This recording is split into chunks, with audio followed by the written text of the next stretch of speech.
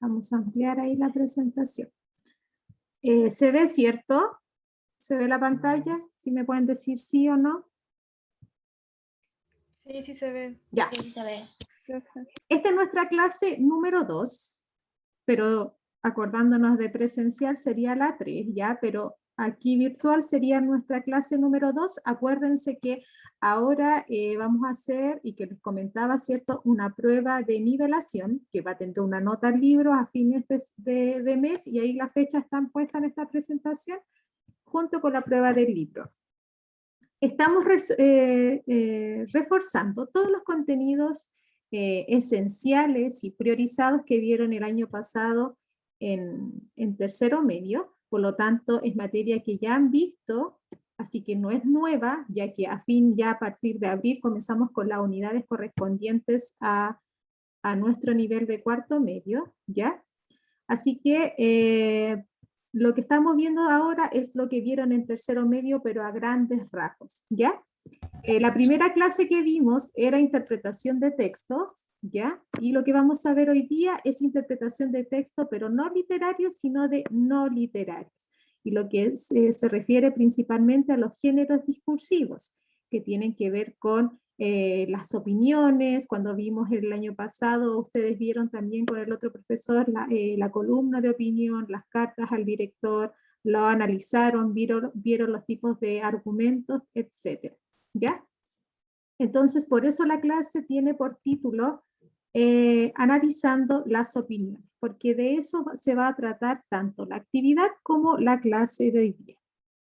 Recordar que la semana pasada, el día lunes, vimos la interpretación de textos literarios a través de esta diferencia entre el lenguaje connotativo y el denotativo, ya donde el lenguaje connotativo era que la palabra siempre tenía su significado literario, es decir, de lo que nosotros podemos, en este caso,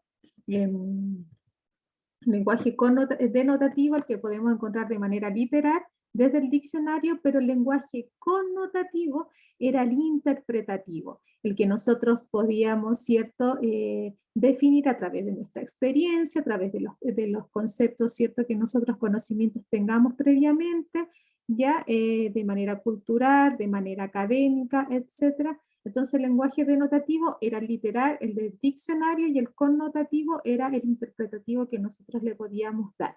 Por eso hicieron ustedes la guía del cuervo, donde ahí en la primera pregunta aludía, por ejemplo, a saber un poquito el contexto de producción, saber un poquito del autor, investigar y relacionarlo con lo que ustedes habían leído, ¿ya? Ahí les recordé que desde estas guías que empiezan, ¿cierto?, todo lo que yo pregunte, sobre todo en el desarrollo, ustedes puedan explayarse más allá de las 5 líneas. Yo sé que no lo dije en la primera guía, pero acuérdense que si no sacaron una nota tan buena, se puede recuperar, ¿cierto?, y poder ahí subir esa nota a lo largo del semestre. Entonces esa guía era muy interpretativa, tenía que ver con la idea de muerte que presentaba el personaje, la pérdida de su amada, que también tenía directa relación con lo que vivió, ¿cierto?, en su vida, ¿ya? Y ahí nosotros podíamos hacer la relación, hacer una interpretación del conflicto humano que tenía la guía de El Cuervo, ¿ya? Hoy día vamos a hacer algo totalmente distinto porque nos vamos a lo no literario, es decir, lejos de la ficción nos vamos a ir a la objetividad, cómo se presenta la información en la realidad, pero también que tiene una característica particular que son las opiniones en estos textos discursivos. ¿Ya? Los textos discursivos son aquellos textos que nosotros podemos encontrar, ¿cierto?, en plataformas digitales, en textos escritos, pero que tiene la particularidad de ser no literario, es decir, no presenta ficción. Y ahí tenemos sus características. Son dinámicos, es decir, son textos que presentan ahí en su desarrollo, ¿cierto?, la experiencia, el conocimiento, ¿cierto?, de la realidad, de lo que tiene el individuo frente a esa realidad, ¿ya? Y ahí tenemos, por ejemplo, las columnas de opiniones, tenemos las cartas al director, tenemos las noticias, etcétera, ¿ya? Los reportajes, las entrevistas, están situados, es decir, tienen un punto de vista es decir, van a entregar estos textos no literarios, que se llaman textos discursivos, ¿ya? Van a entregar, por ejemplo, una situación, un punto de vista cultural, idiomático, contextual, político, científico, etcétera, ¿ya? Están organizados en una forma y contenido, es decir, tienen que el léxico y además la parte de redacción y ortografía, tanto de la coherencia como la cohesión, que lo vamos a recordar aquí, tienen que ser perfecta para poder entender ese punto de vista que se quiere entregar en estos tipos de textos no literarios llamados discursivos, ¿ya? Para que no exista ambigüedad, ¿ya? Se construyen y reproducen estructuras sociales, es decir, las ideas plasmadas en estos textos discursivos van a reconstruir en el receptor, es decir, quien lo lea o quien lo escuche de manera directa por la televisión o la radio, van a conformar ciertos grupos profesionales, estatus, representan estos tipos de grupos, ¿ya? Y además delimitan comunidad discursiva, es decir, lo que se va a entregar la información muchas veces está dirigido, por ejemplo, a un grupo social, pero a través de las subnormas, ¿cierto? A través de ideología, entonces tienen delimitado la redacción de cómo se van a hacer.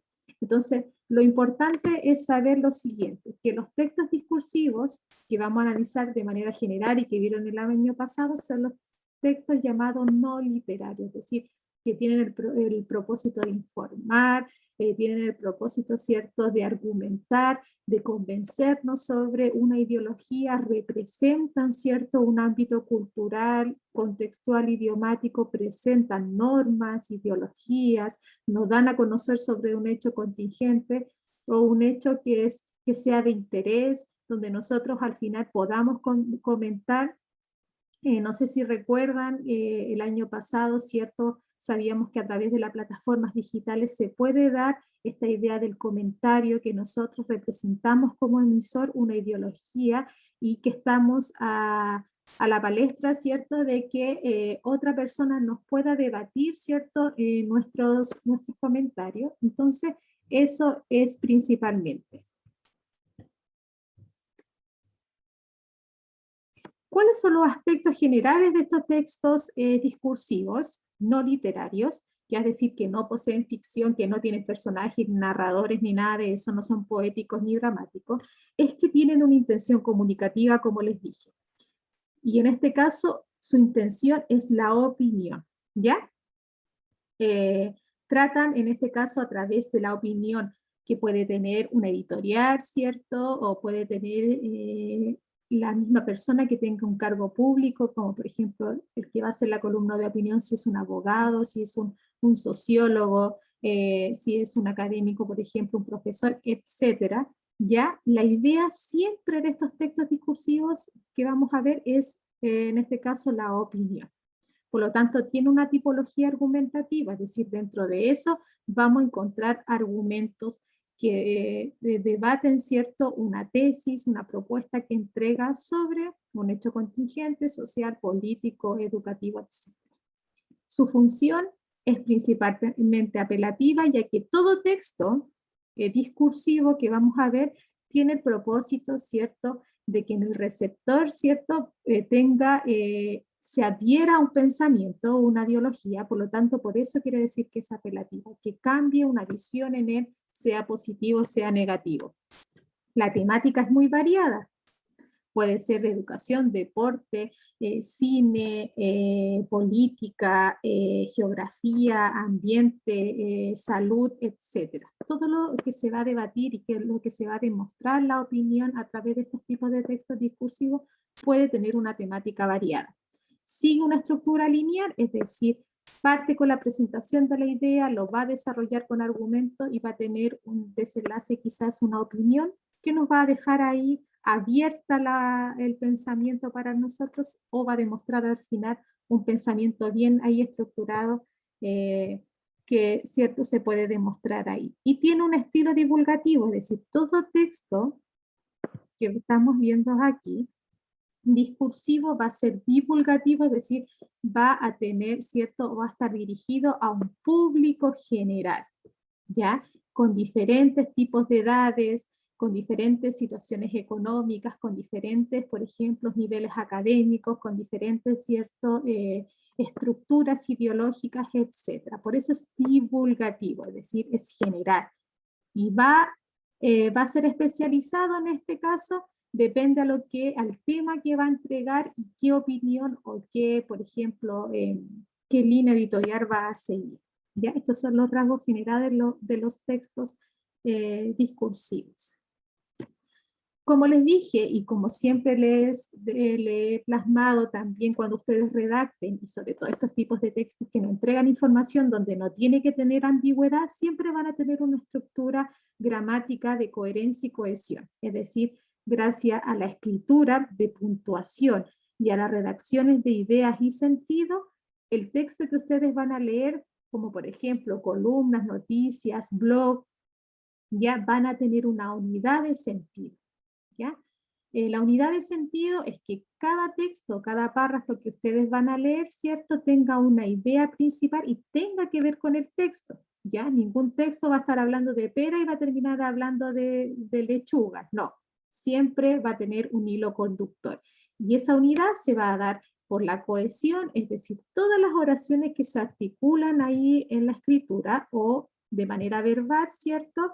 De una manera, ¿cierto?, ordenada y comunicativa, y ahí tenemos el uso de signo de puntuación, coma, uso de mayúscula, conectores.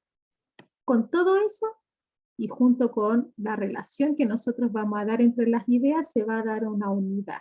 Entonces, primero lo que nosotros tenemos que saber que los textos discursivos son textos no literarios que tienen muchos propósitos. Informar, comunicar de manera objetiva, en este caso, influir, ¿ya? Con las características que vimos anteriormente, ¿a través de qué? A través de manera oral o escrita que tengan una unidad, es decir, que tengan un sentido tanto cohesionado en la escritura, en la redacción, como la coherencia, es decir, en las ideas que se plasman. Y así no tenemos ambigüedades y no podemos tener miles de interpretaciones, por ejemplo, de la noticia, sino que decir, esto sucedió por esto, y no cuáles podrían ser los otros significados que sí se dan en la literatura, aquí en estos textos no literarios no se da, ya no se da la doble interpretación. Se podría hacer a través de los argumentos que entregan las personas, pero eso es muy difícil, ¿ya? Es muy difícil, ya que, por ejemplo, el emisor, quien entrega, por ejemplo, escribe una columna de opinión, siempre va a tener una opinión ya dirigida, directa, y no pueda tener una doble interpretación. Vamos a hacer una actividad para reforzar esta idea de los textos, que también son textos llamados textos de opinión, ¿ya? Y para eso vamos a recordar que son textos no literarios, que tienen un propósito, cierto, informativo de convencer. Toda la realidad se va a demostrar de manera objetiva también, a pesar de que tiene argumentación un poquito ahí, pero siempre tiene que ver con esta línea de directa de informarnos de manera real y contingente. Lo que nos sucede día a día puede tener una temática diversa, ¿cierto? Y está dirigido a un público general, ¿ya? Vamos a leer el siguiente texto. ¿Se ve el texto, no? ¿Bien o lo ven más o menos? Si me pueden contestar ahí. ¿Se ve bien o se ve más o menos el texto? Chiquillos ahí. Si bien, profe. ¿Se ven bien? Ya. Lo voy a leer yo, pero quiero que estén bien atentos porque vamos a responder preguntas generales, ya que no va a ser una prueba tan específica.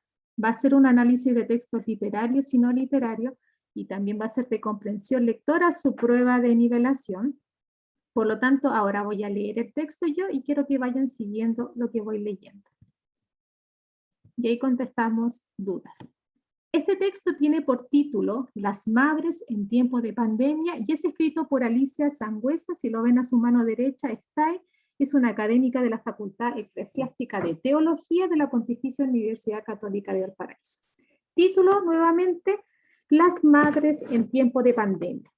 El Papa Francisco, en la Exhortación Apostólica Amoris Laetitia, señala que en una sociedad sin madres sería una sociedad deshumana, porque ellas siempre saben testimoniar, incluso en los peores momentos, la ternura, la dedicación y la fuerza moral.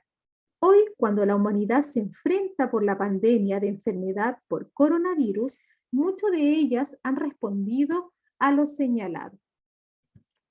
Lo vemos, por ejemplo, en las madres que han convertido sus bienes con personas en situación de calle y preparan cada día una comida para ellas, sin ninguna intención más que del amor que las mueve. Aquellas que están dando su vida en los hospitales, que con toda su dedicación y conocimiento atienden a los que allí acuden en busca de salud.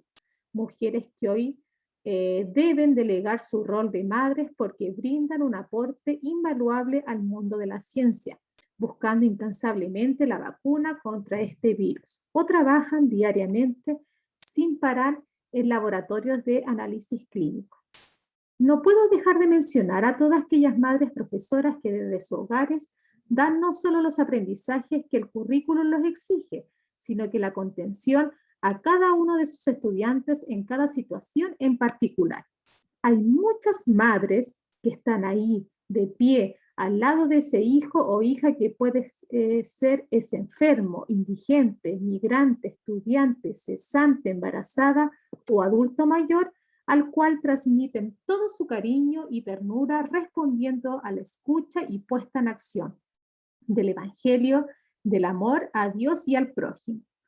Muy ciertas son las palabras del Papa de que las madres son el antídoto más fuerte a la difusión del individualismo egoísta.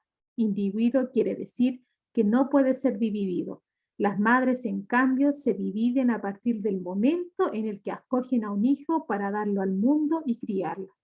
No obstante, y precisamente debido a la condición natural de la mujer de la posibilidad de la maternidad, hemos subsistido con una amplia brecha entre hombres y mujeres, producto del escaso incentivo y apoyos efectivos provenientes del Estado y de la sociedad en general. Por ejemplo, en el limitado acceso de las mujeres al mercado del trabajo. Según la OIT, en Chile, el 50,6% de las mujeres en edad activa forma de la fuerza del trabajo nacional versus un 74,4% de hombres. Asimismo, respecto a la previsión social, según el informe GET, al no tener la mayoría de las mujeres, dice ahí, un trabajo remunerado, atribuyendo su inactividad al peso de las tareas domésticas y de la responsabilidad del cuidado familiar. Surge con todo esto, entonces, esta condición de desventaja permanente durante su ciclo de vida activa, que se suma a las diferencias que hace el sistema previsional en el cálculo del monto de sus pensiones, porque tienen una mayor esperanza de vida que los hombres. Todo esto resulta en que, al momento de jubilar, ellas reciben pensiones más bajas que ellos. En suma, todo esto se confabula para la escasa valoración de la maternidad en nuestra sociedad y que la postergación de ella, o más aún su negación, sea visto como una opción de vida. Ser madre no significa solo traer al mundo un hijo, sino es también una elección de vida. Por eso, hoy más que nunca, en este momento de crisis mundial por la pandemia del coronavirus, cobran fuerza las palabras del Sumo Pontífice. Un mundo que mira al futuro sin mirar maternidad es miope. Podrá aumentar los beneficios, pero ya no sabrá ver a los hombres como hijos. Tendrá ganancias, pero no serán para todos. Viviremos en la misma casa, pero no como hermanos. La familia humana se fundamenta en las madres. Un mundo en que la ternura materna ha sido relegada a un mero sentimiento, podrá ser rico de cosas, pero no rico de futuro. ¿Ya? Con lo que acaban de escuchar, ¿ya? Y que este texto también va a quedar en sus apuntes. Si ustedes solamente lo ven ahí, ¿qué tipo de texto discursivo es? Y que lo vieron el año pasado. ¿Qué tipo de texto puede ser esto? ¿Es una noticia? ¿Qué tipo de texto puede ser ahí? el que están viendo ahí, ¿qué tipo discursivo es? ¿Es una noticia? ¿Es un reportaje? ¿Es una carta al director? ¿O lo podemos enmarcar en una columna de opinión? Como dice Bárbara Cruzat y Melanie, ¿qué es lo que es?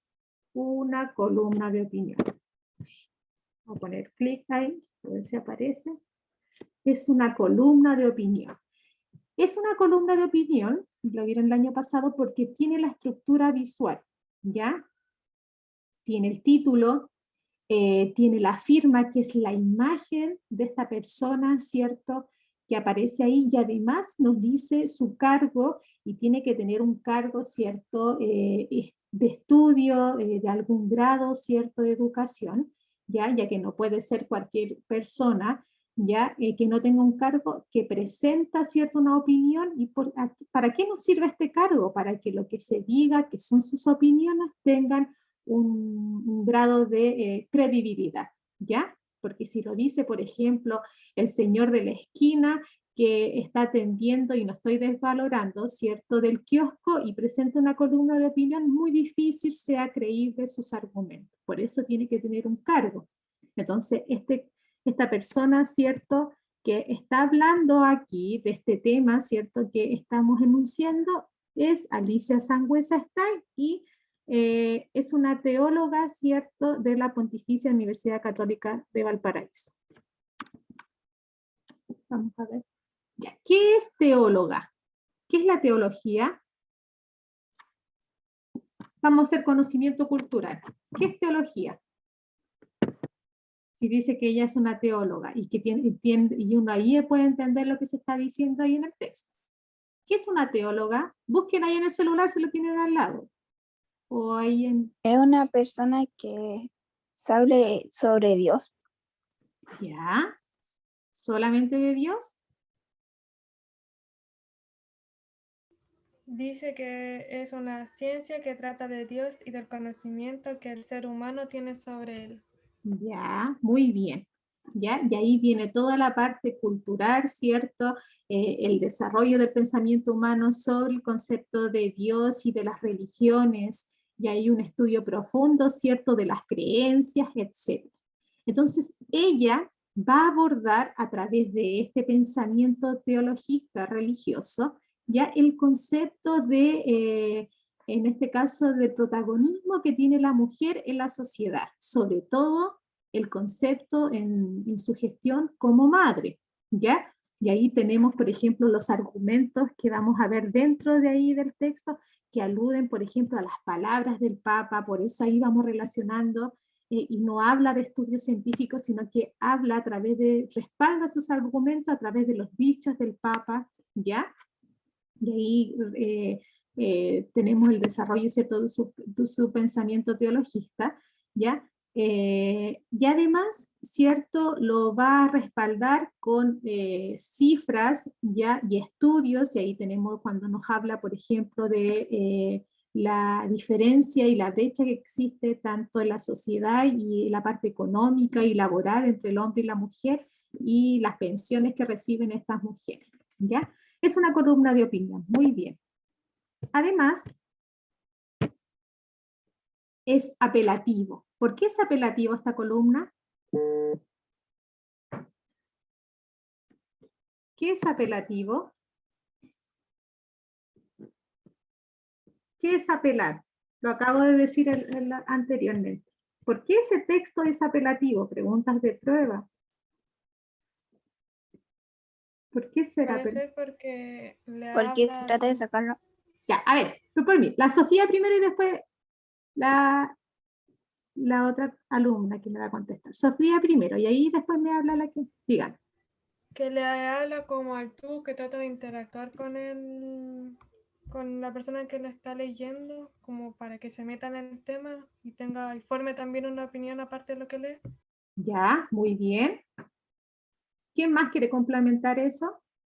Con la idea que se entrega, de que Sofía dijo bien que apela a un tú, ¿cierto? ¿Y cuál será el receptor de esta columna? Si tenemos que el emisor es Alicia, que esta académica, ¿cierto? ¿Quién será el receptor? ¿Quién será el receptor de esta columna? ¿Para quién estará escrito? Si sabemos que este receptor puede ser etario, es decir, diferencias de edad, o hombres o mujeres, o aparte económica. ¿Cuál será el tipo de receptor de este texto? ¿Nosotros mismos? ¿A los hombres? Ya. ¿Tendrá un sexo este emisor, o sea, el receptor específico? ¿Serán los hombres solamente?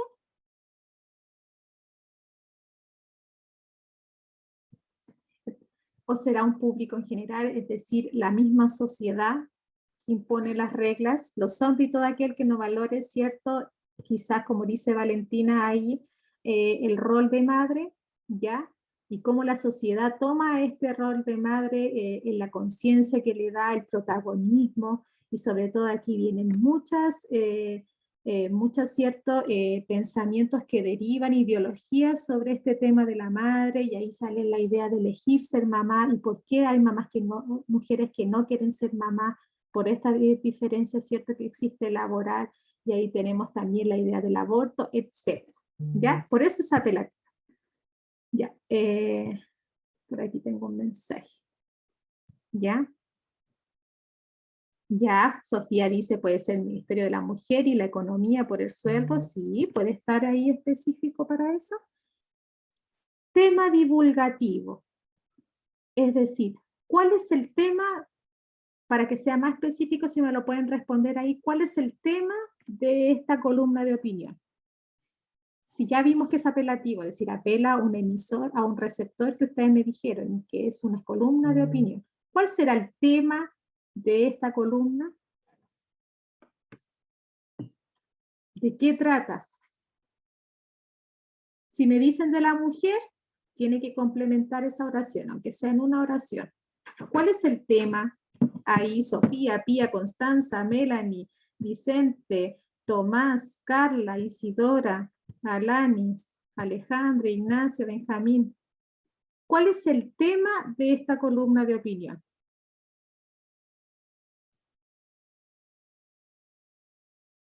Cómo las madres se enfrentan a la pandemia estando en sus casas con su hijo y cómo lo hacen, no sé si trabajan, ¿Ya? al mismo tiempo el sueldo que reciben para poder dividirlo en los quehaceres del hogar y la comida, porque en Ya. fin afecta bastante. ¿Ya? Sí. Después dice la desigualdad hacia la mujer y su rol como madre en la sociedad, la valoración de la maternidad en todo aspecto, ¿ya? Muy bien. La que han ido todos de manera correcta, han dicho de manera correcta, pero Alanis, por aquí, a ver. No, Bárbara. Espérenme. Que se me cambie el chat.